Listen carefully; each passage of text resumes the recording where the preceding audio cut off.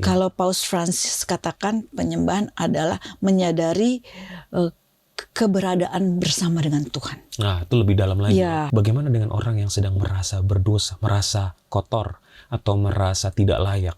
Si pengusung membawa si lumpuh itu, yang disebutkan dosamu sudah diampuni dulu. Karena penyembahan itu pada akhirnya sebuah keputusan kita juga kan?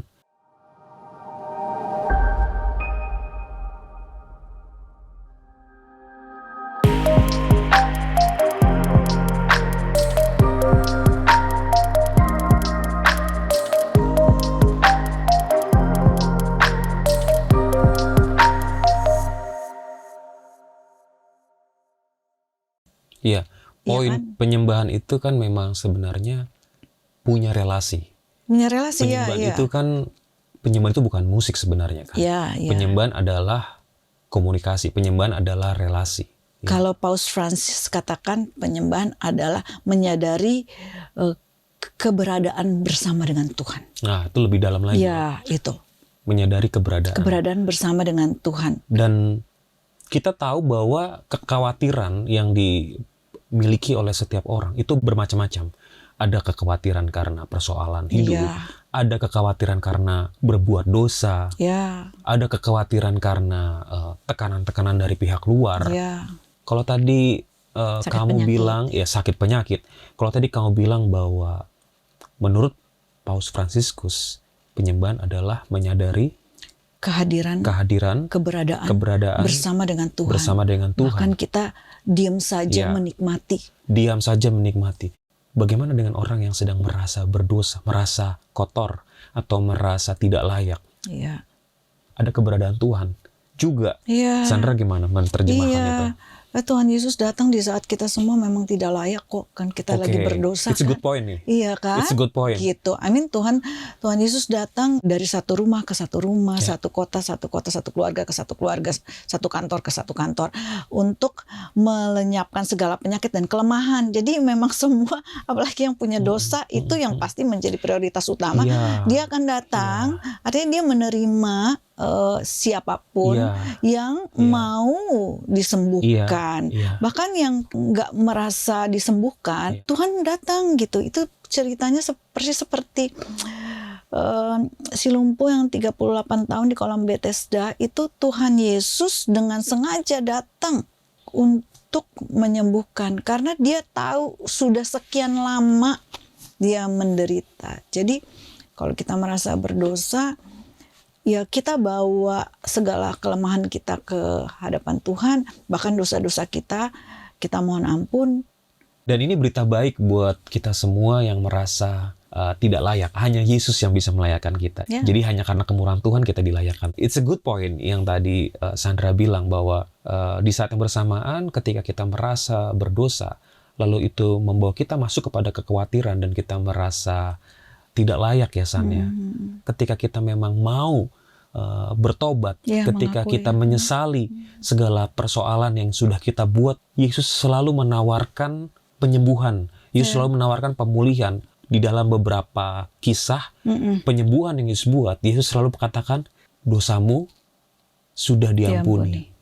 Bahkan waktu si pengusung membawa si lumpuh itu, yang disebutkan dosamu sudah diampuni dulu, baru bangkit dan berjalan. Oh, I see. Karena waktu Yesus menyembuhkan pada waktu itu nggak ada satupun orang yang udah kudus. Semua berdosa termasuk murid-muridnya. Nah, kita pun selama masih di dunia, kita masih terus-menerus berdosa dan harus terus-menerus bertobat. Makanya ubahlah kekhawatiran itu menjadi sebuah penyembahan. Karena waktu kita menyembah Tuhan, artinya kita mengakui Tuhan dan seluruh atributnya, kebesarannya, kita mengakui Tuhan kuasanya dan juga kasihnya. Berarti bisa dikatakan penyembahan itu pada akhirnya sebuah keputusan kita juga kan?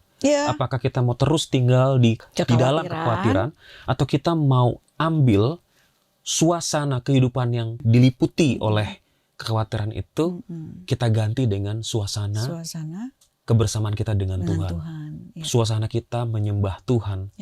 Hanya dekat Allah saja, aku tenang.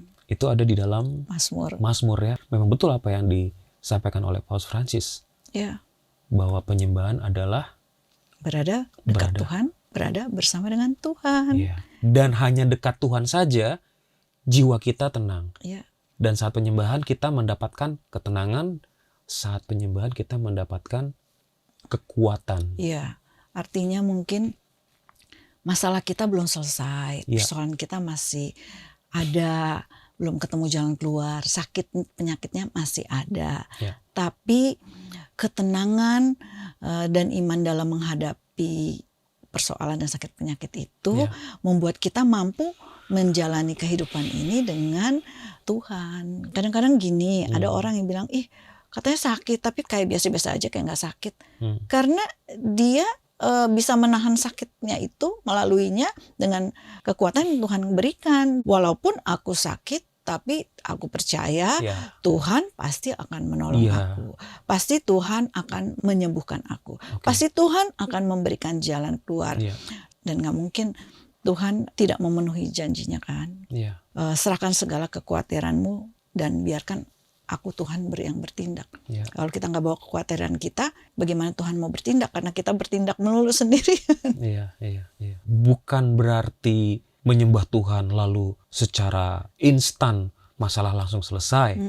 Bukan itu maksudnya. Bukan. Walaupun Tuhan maha sanggup, Tuhan maha kuasa, dan ada begitu banyak kesaksian yang kita dengar sebagai orang percaya bahwa Allah sanggup mengerjakan Iya. hal-hal yang mustahil, bahkan tidak memerlukan proses yang lama. Penyembahan memampukan kita untuk tetap kuat Iya. menghadapi persoalan-persoalannya.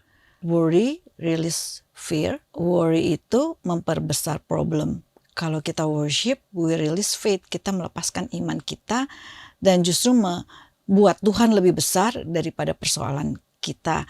Membiarkan Tuhan ikut campur tangan Ya. kepada persoalan kita.